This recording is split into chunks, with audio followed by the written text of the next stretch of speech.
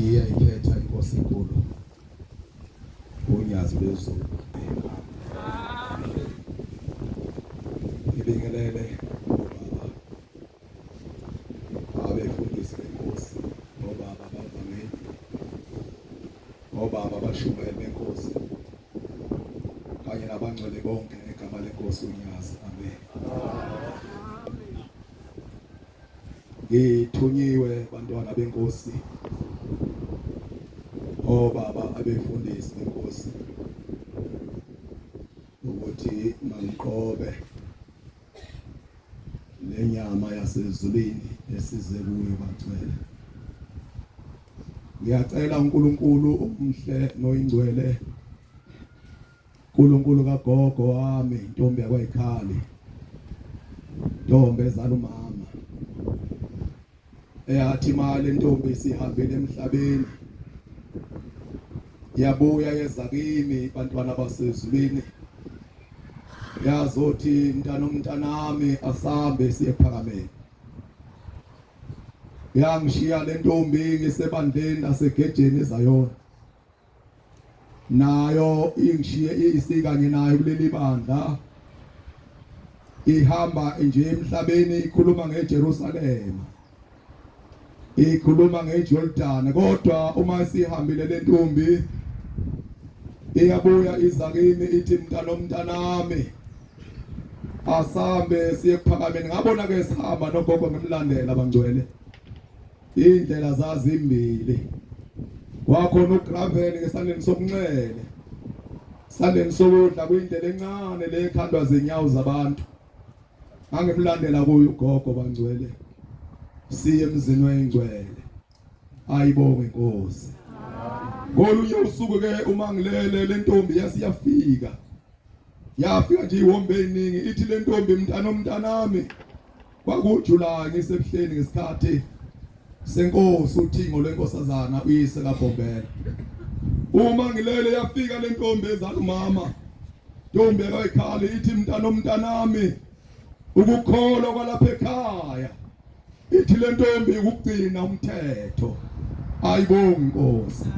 Ithi ke le ntombi mntanami mawuthandaza ubongibiza uthi uNkulunkulu wentombi kaNsizwana. Ingakho ke bangcwele ngithi ngiyacela uNkulunkulu kagogo intombi yakwayikhali ukuba abe ngakimi kulomzuzu bantwana basezulwini esengime phakathi kwami. Ngiyacela kuhlabele isihlabelelo bangcwele, ivesi lokugcina 121, ivesi ngelesithathu. Ngilekelele bantwana benkosi, ngizophuthuma nje kakhulu bese ngisheshe ngihlala phansi bantwana basezulwini. Izongilekelela kunalo izwi, izongilekelela ingane zonyazi.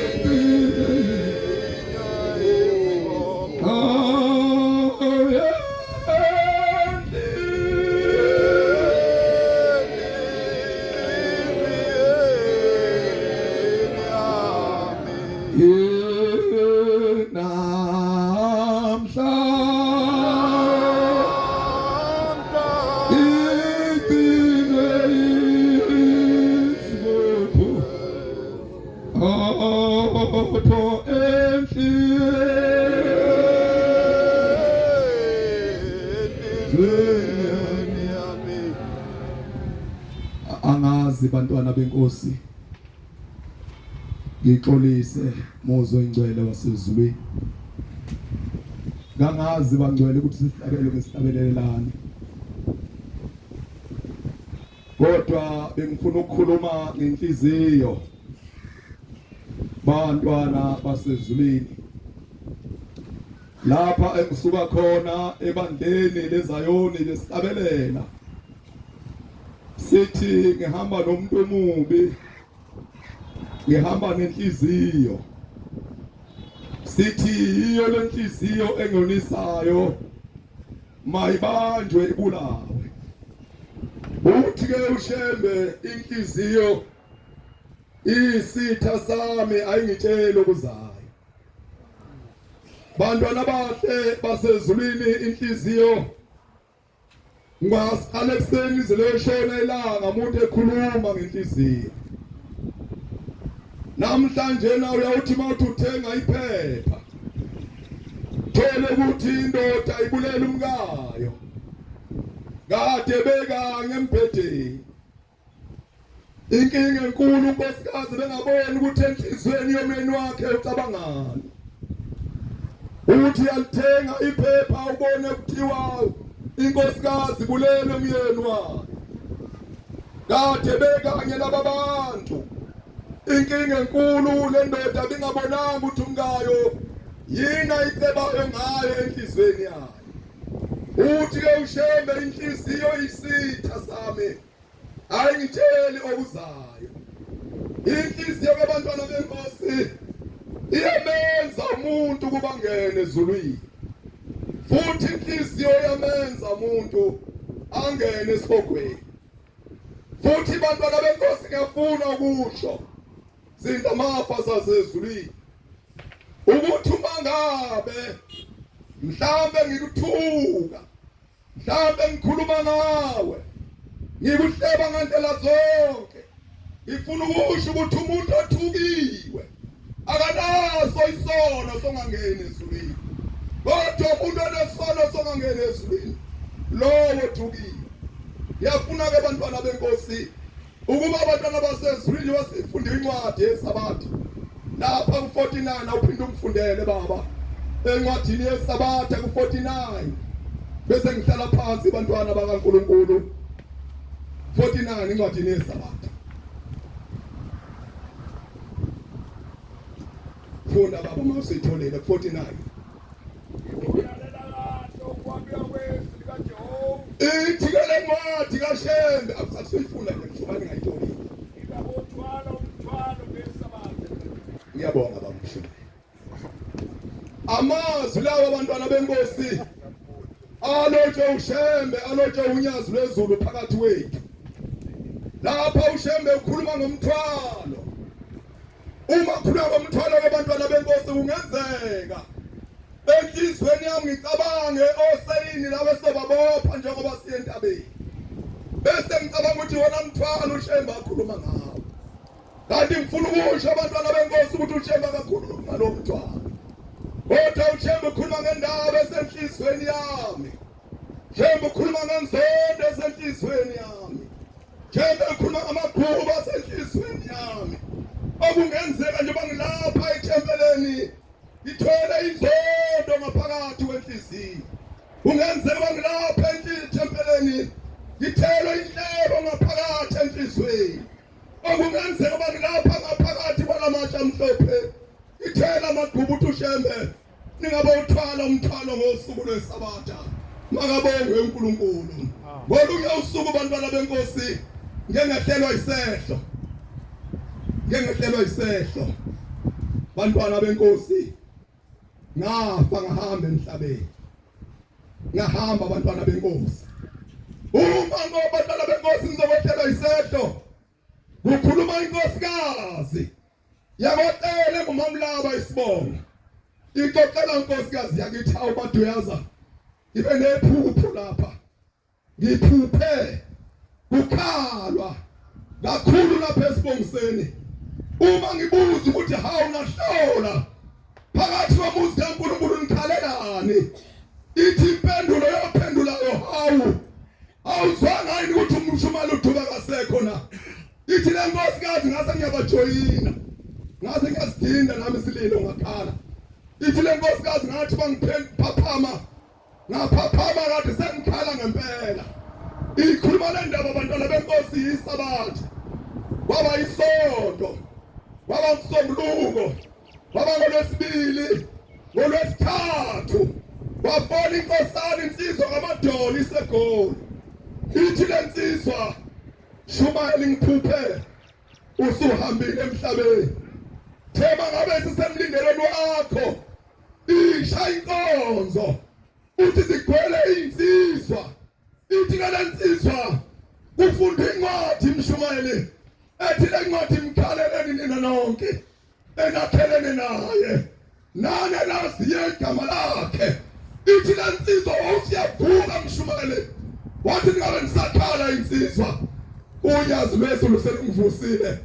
makabonge uNkulunkulu uyikhuluma le ndaba ngolwesithathu kuba ngolwesine kuba ngolwesihlanu wayisabatha mhla ka-8 ngoSeptember 2012 ngaphuma ekuseni ngakhulula abangcwele ngase nginqamula ngibheke esibongiseni yafike yasha inkonzo yaphuma sabuyela emakhaya ngakusasa abangcwele ngo-9 mhla ka-9 yenzeka indaba enkulu ngavula indodana yami endala abangcwele ihamba namadodana ayo zangihlasela lezi ngane ngathi ngiyazazi kodwa ayikhetha amanda wasekho saseyifika lezi ngane khona lo mase kuthiwa okapa yafika nawo le ngane wangena ngibuka bantwana benkosi ayikungikhoza yangisiza yawufaka lapho ehlangothini yawudonsa wazoma phakathi nesisi ngase ngihambe uma abantwana benkosi sengihambile bathathwa ngaphuthumisa kamsane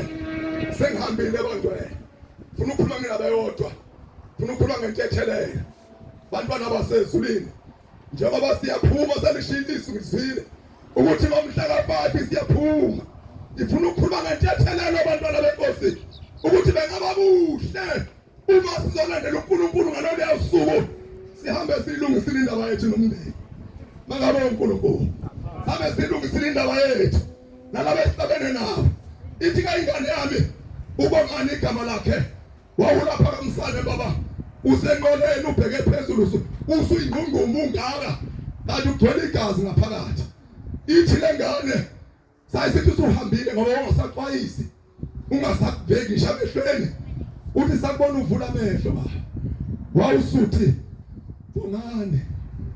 bongani uphi bongani ithi kwathiwa la ungikhona baba uthi wawusuthi baba ngiyacela batabami umfowenu lo ngilimazile nize ningabenzi lutho nize ningaphindisi makabonge uNkulunkulu ithi le ngane wasuvala amehlo baba wawusuyacimeza ithi ke abantwana benkosi wase kumhlophe lapha kwamsana amaNazaretha uthi zaba u6 imoto ezangikhapha ngibheke engwelezana uthi wahlisa umuntu kwi-ambulance wathi akungene nangu umuntu akaphuthiswe engwelezane wehlisa umuntu wayeka kwahlabisa wathi akuphuthizwe nangu umuntu laphana bantwana benkosi engwelezane ngosuku lamhla ngiyaphuthuma ngomhla ka-11 kwafuna nangu baba umbangeli baba Mkhwanazi uthi ubaba umbangeli kade ngiyokubika mshumayeli enkosini unyazi uthi unyazi lombuzile ukuthi awungitshele umbangeli muphi kanti lo mshumayeli okade biko kangakana uthi baba Mkhwanazi ngithe inkosi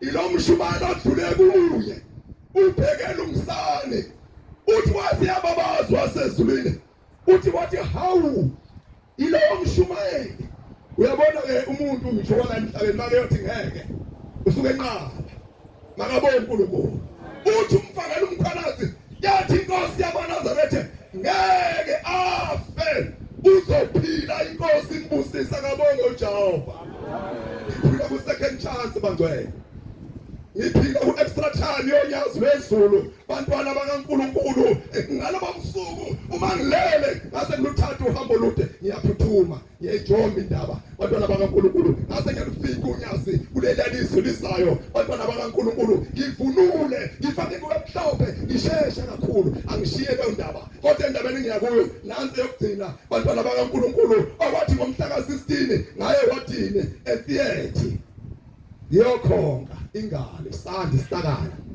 sasihlakazwe ibhawudi lengane zami Uma ngifike etheater ngiyayibona lezi ngane zakhona, amantombazana la khona egwelezane abuka ifayeli, ayangibheka, ayakhuluma, ayangibheka. Lamantombazana agcina ngiyabona ukuthi akhuluma ngami, kodwa inkinga ngizwe ukuthi bathini. Base besondela kwa base befika, ngithi lezi ngane babudube, ngithi yebo batabami. Sithi ngane uwe lo, ngithi batabami yebo. Ithi lezi ngane babudube, lalela, wafikela kithi wena ngomhla ka-9, wafikela kithi. Zithi lezi ngane ngangiqala ukuza, zithi lezi ngane sathi basekufaka lapha e-ICU. Ithi lezi ngane sathi masikuthuma imishini yakulandula, yathi imishini kawukho. Ithi le ngane i-BP yakho baba yathi 0.1. Ithi kodwa ngiyamangala uma sengikubona usuphila kangaka ngosuku olodwa. Ithi le ngane lalela babudube, ngesonto elilodwa lalela babudube uNkulunkulu omkhonzayo ungamyeki. Ngakabona uNkulunkulu ngikhonza unyazi njalo mina. uNkulunkulu omkhonzayo babudube ungamyeki. Bantwana benkosi bakushintshana abantu, ushikwa mhlophe wathi imzuzu nesikhathi asale singibuze lezi ngane babudube uyini umthetho wakho, ungumthandazini, uyikhansela.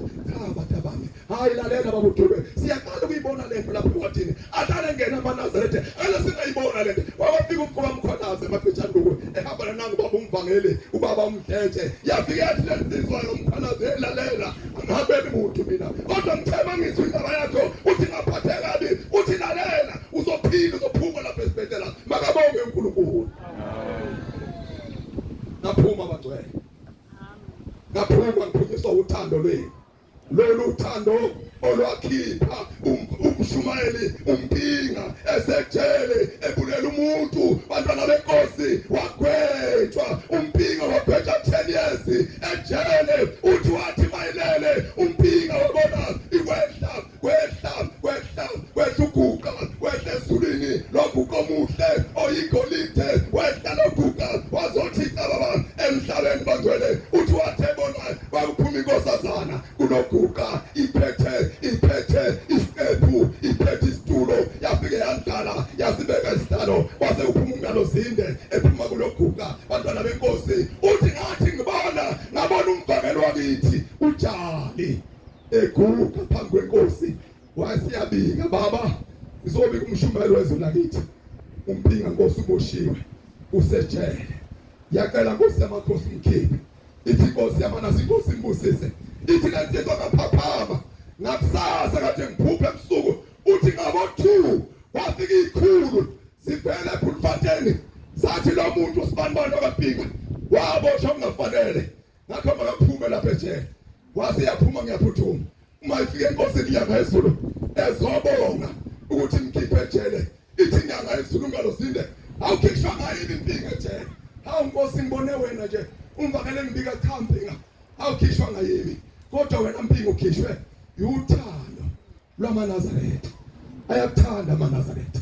Lapho bengihamba khona bekhuluma ngawe amaNazaretha ejele, iwona abangukuthi uphume ejele. Ayibonge inkosi. Bantwana benkosi yini engenza kanti ukuba singathandani? Uma kanti uthando lwenza indaba engaka, lushisa umuntu 10 years egwetshiwe. Awufundi kwathi baba yokugcina 13 Korinti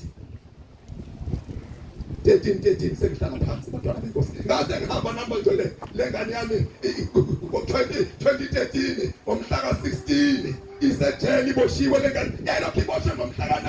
Ungakhuluma lutho indaba yayo. Bantwana benkosi ngifuna ukukhuluma ngentethelelo njalo.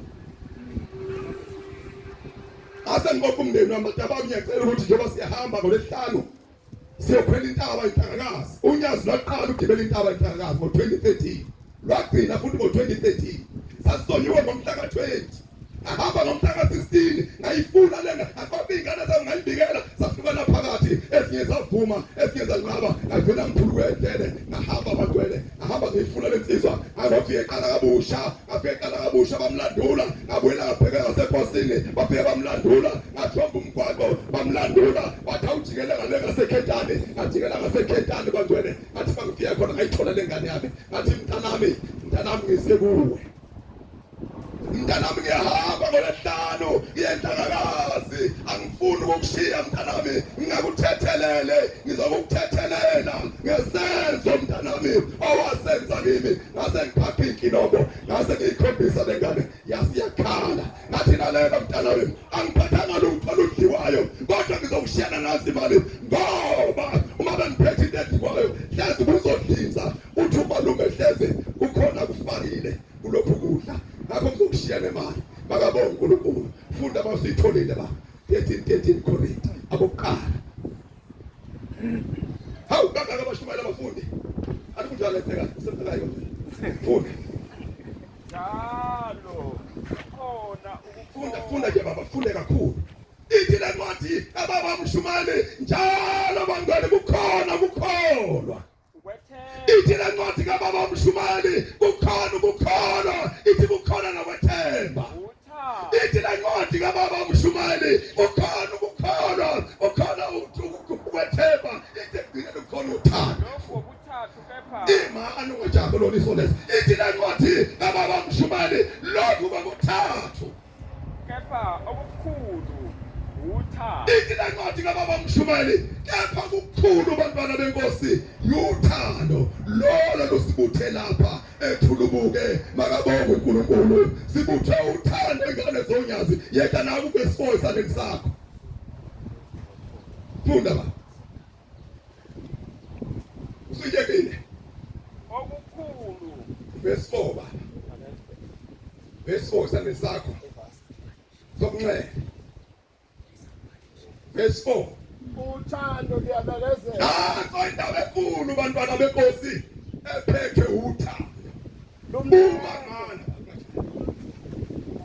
indaba enkulu bantwana ngane zonyazi lasezulwini nanso into enkulu bantwana bakaNkulunkulu ephethe uthando uma wembethe uthando ithi la ncwadi kababa mshumayeli uthando luyabekezela Lumlenge ngikhuluma ngothando abantwana basethulubuke khuluma ngothando abantwana bonyazi uthando lumnene uthando alinamona ngikhuluma ngothando abantwana benkosi thanda lunajealous thanda lunamona uthando aluzidumisi ngikhuluma ngothando bantwana basezulwini ukuthi njengoba silapha sambethi kube mhlophe sabizwa uthando lukaShembe makabonge uNkulunkulu akubizi ukuthi mina nawe kumele sithandane ukuze uShembe athokoze phakathi kwethu makabonge uNkulunkulu ukuze uShembe nami ngathi bantwana benkosi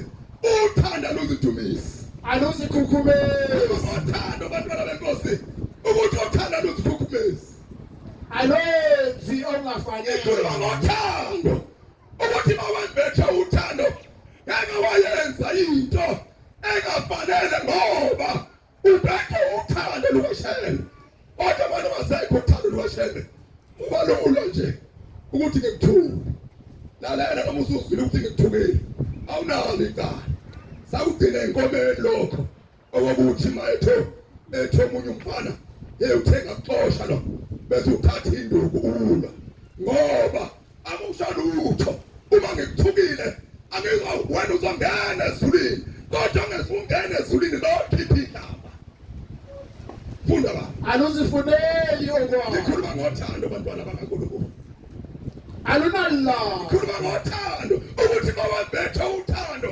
awubinalo ulaka siyobeka insizwa baba uqwetha ukhuluma abantu abangakholwa ithi indoda kwathuba kuthiwa igama layo ithi bewuthi mawuhlangana nomfundisi uGcwensa ubese uthi le ndoda engikhuluma ngayo ilutheka khona enkozini yaselutheka ithi lensizwa bengithi bangidibana naye uthi ngithi nanti iNazaretha uthi ngakambuza ngalonyo suku uthi ngathi baba uGcwensa ukucasuke nje empilweni yakho la uthi yasibamba lapha lensizwa yakwaNdibande yathi uyayi mfokadube uShembe akamfuni umuntu ocunulayo ngoba uShembe bantwana benkosi udlala enhlizweni kumuntu akadala emzimbeni akadala emzini emihle siyakhaya kodwa udlala enhlizweni yomuntu futhi nomubi uyadlala enhlizweni yomuntu umuntu uyangena ezulwini ngenxa yenhliziyo yakhe futhi umuntu uyangena esiphokweni ngenxa yenhliziyo yakhe umuntu uyahlukana nomndeni ngenxa yenhliziyo lokhu isindaba yakho khona manje inkosi kusendikusileyo amen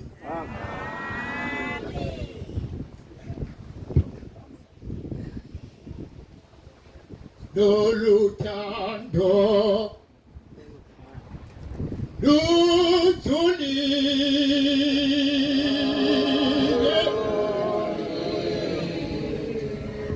lunamandla lunjengomuntu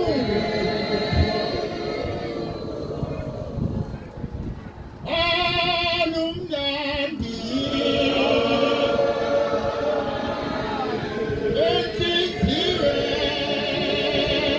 enhliziyweni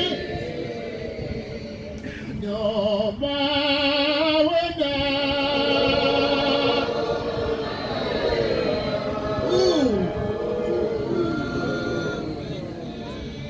unalo uthando umbuka kanjani wena lolu thando alujulile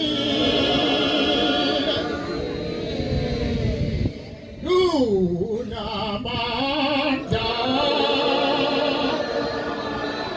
lunjengomuntu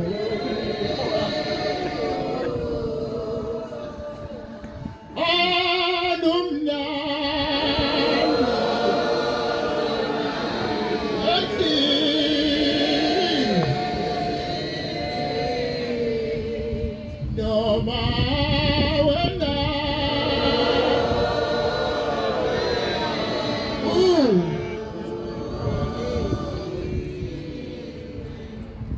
khulunywa ngothando bazalwane ayibonkosi bonke abantu othando phezulu mina usele nje awunawo sola ngisho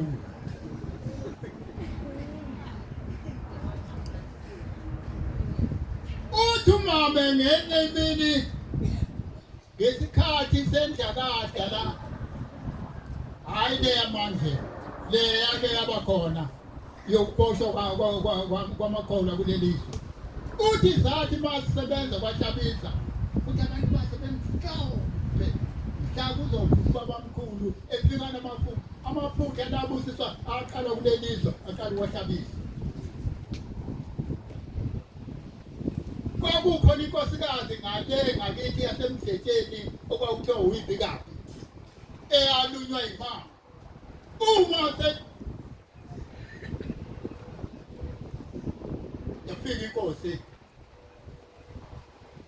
yafika inkosi yamaNazaretha uBhombela inkosikazi ilalisiwe ufike wayegama wayibuka lolu thando lujulile olunamandla njengoba lolu uthando lujulile olunamandla njengoba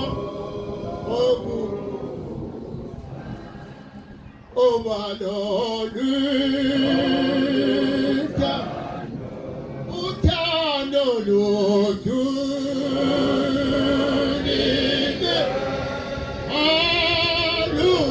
olunamandla njengoba uthi uBhombela wabheka le khona ihlathi ngale kuthiwa inzimana wabuka ngapha wasethi wena nkosikazi mana la ubize enyoka elumeloma nkosikazi inyoka elimnkosikazi angisho kuwe ngoba inyoka elimnkosikazi yabiza inkosi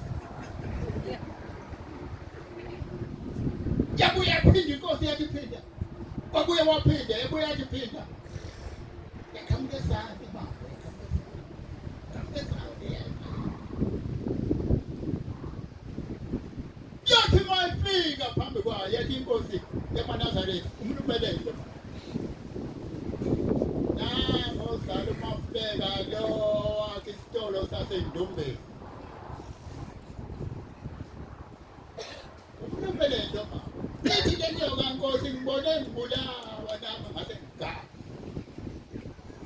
inkosi yamaNazaretha phinda umlungu yabuye esethule yabuye yamlungu yabuye yaphinda yathi mlungu yabuye yamlungu yathi kwesithathu thatha ishumi yabuye kuphinda kwesithathu wavuka lo